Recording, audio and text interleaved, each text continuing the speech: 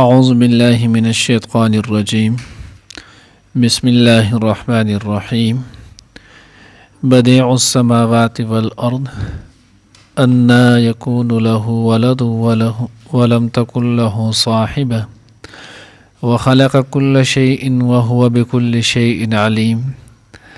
ذلكم الله ربكم لا إله إلا هو خالق كل شيء فاعبدوه وهو على كل شيء وكيل لا تدركه الأبصار وهو يدرك الأبصار وهو اللطيف الخبير. نننی درس کی با انشاءاللہ العزیز سورۃ انعام پارہ نمبر 7 رکوع نمبر 13 آیات نمبر 101 2 3 درې آیاتونه چې نو اب ویلې کیږي. فالق الحب والنوانه دا الله رب العزت د قدرت چې نو هغه ذکر ولو مختلف انداز سره د الله جل جلاله د قدرت چې نو هغه ذکر وکړی شولو چې معبود برحق هغه صرف یو د الله ذات دی، د الله د ذات نه ما سوا بل څوک نشته. اوس دې آیات کې الله رب العزت فرمایي بدیع السماوات والارض، هغه الله هغه پیدا کون کې د اسمانونو او د ځمکو دی، خو څنګه پیدا کون کې دی نو هغه ناشنا پیدا کون کې دی. بدا ویل کېږي انوکه ناشنا هغې چې نو پیدایښت ویل کېږي هغې ته چې د هغې د مخکې نه د سره څه نمونه مثال موجود نه وي. نو مخکې نه د ځمکې څه مثال موجود و نه د اسمانونو ولو د دې هېڅ نمونه نه وه. الله رب العزت چې نو په خپل قدرت کامله سره چې نو هغه اسمانونه او ځمکې چې دای پیدا کړل. ځکه کم شی چې نو هغه وجود ته راشي نو د دې په دویم ځل باندې بیا جوړول دا آسان شي، هر سړی جوړولی شي، خو وړاندني ځل باندې داسې ناشنا شی پیدا کول دا ډېر مشکل وي. نو الله رب العزت وی الله پاک هغه ذات دی چې کوم ذات هغه پیدا کړي اسمانونه او ځمکې بلکل ناشنا انوکه د هغې مخکې د سره نمونه نه وه. انا یکون له ولد ولم تکن له صاحبه، څنګه کیدی شي د هغې الله دپاره اولاد ولم تکن له صاحبه، حال دا دی چې نشته د هغه دپاره چې دی نو هغه بیبي. ځکه دا د دنیا مسلم قانون دی چې د اولاد د کېدلو دپاره چې دی نو هغه ښځه خاوند مور و پلار د دواړه چې دی نو هغه شرط وي چې یو وي او بل نه نو اولاد نشي کېدلی. بلکې څومره چې هم نور شیزونو جاندار کې وګورئ نو د دې ټولو په تناسل کې چې دی نو هغه دغه ښځه او خاوند کېدل چې دی نو هغه دا لازمي. اوس الله رب العزت دپاره نو د الله پاک خو دی نو لیس کمثله شیء ولم یکن له کفوا احد، الله سره همسر چې دی نو هغه څوک نشته. نو گویا چې یهود او نصارا د مکې مشرکانو دوی په زبان قال سره یعنی په جبه سره چې نو هغه خدا نه وي چې العیاذ بالله د الله چې نو هغه کور والا هم شته، خو په زبان حال سره دوی چې نو هغه دا خبره کوله چې د الله رب العزت چې نو هغه کور والا هم شته العیاذ بالله. لکه دوی به وي چې عیسی علیه السلام د الله زوی دی، نو عیسی علیه السلام د الله زوی نو العیاذ بالله مقصد سره چې بیبي مریم د الله پاک چې نو هغه کور والا شو العیاذ بالله. مکې مشرکانو به وي چې د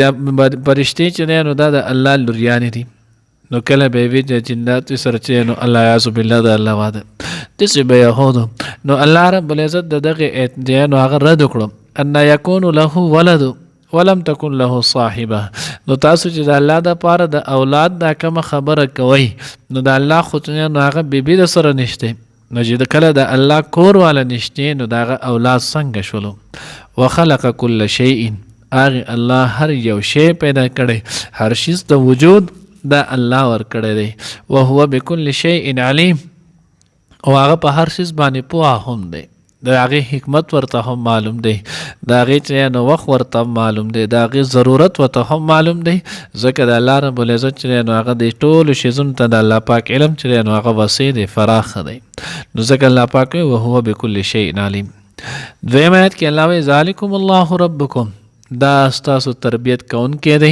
دا ستاسو رب دی، کم چې د فالق الحب والنوانه چې دی نو د هغه مختلف دی نو هغه انعامات احسانات مختلف طریقو سره د الله د وحدانیت چې نو هغه تذکره وشوله. نو ذالکم الله ربکم، وی هم دا دی الله چې ستاسو پالون کې دی ستاسو رب دی نو هغه دی لا اله الا هو نشته دی څوک بل معبود عبادت لایق الا هو سوا د هغې الله نه خالق کل شیء هغه پیدا کون کې د هر څیز دی فاعبدوه نو پس هم صرف د دقې یو الله عبادت کوئ عبادت لایق هم صرف یو الله دی خالق هغه شو علیم هغه شو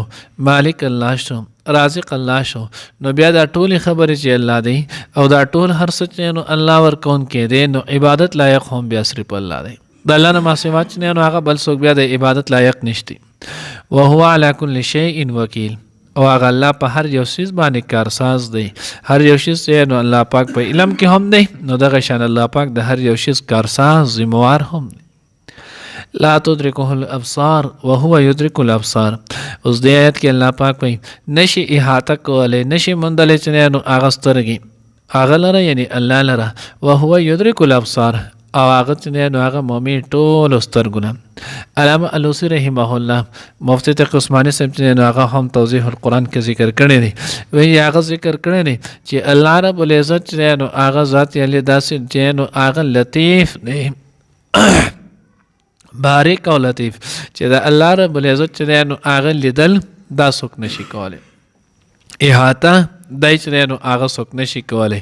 الله احاطه څوک نشي کولی لیدل چې نو هغه کېدی شي وهو يدرك الابصار او الله رب العزت داسې باریک بین دی داسې لطیف ذات دی چې د هغه د مخ نه د هغه د وړاندې نه یو شی چې نو هغه پناه نشته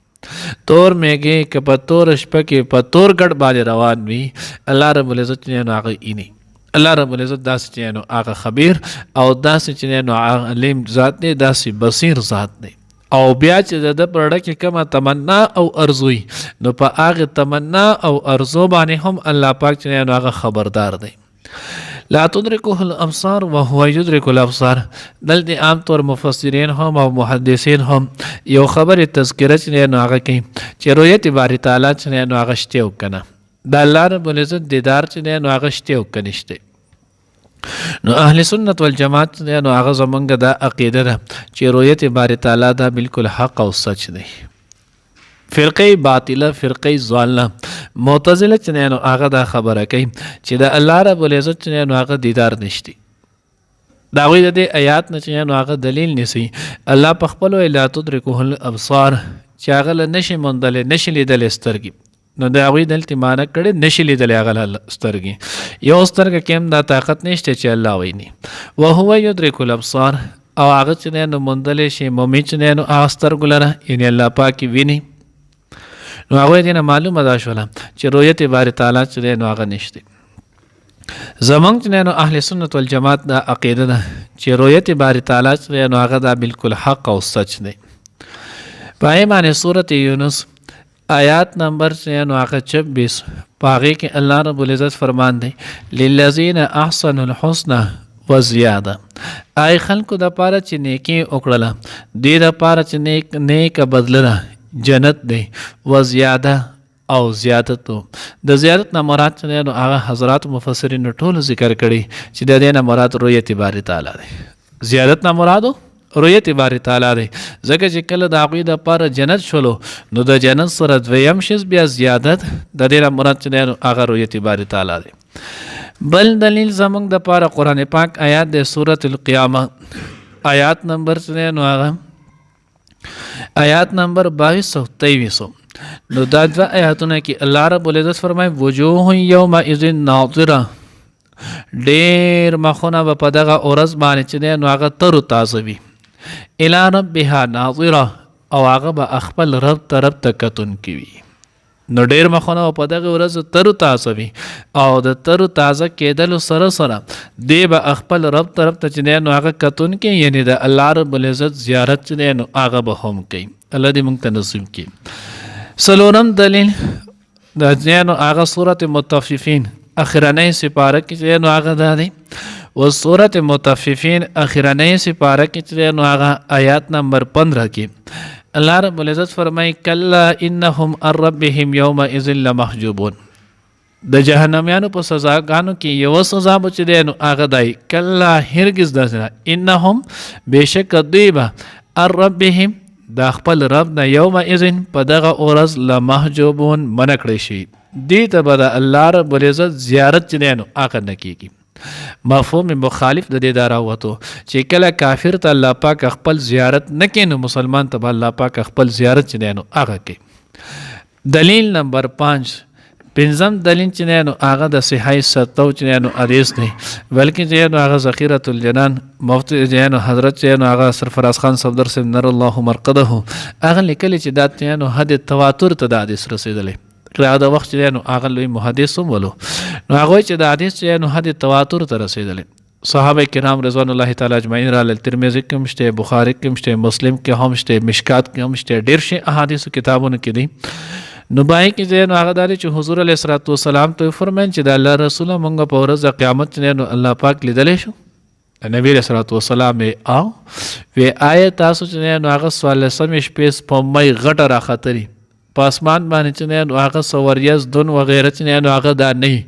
نو تاسو کې د دغه قتلو دغه سپمای قتلو د چاته چې نو هغه سب نو هغه تکلیف محسوسيږي یا څه غنه څوک محسوسي نه خوار سره چې بر په خپل زګور ډاری کې نه کنه.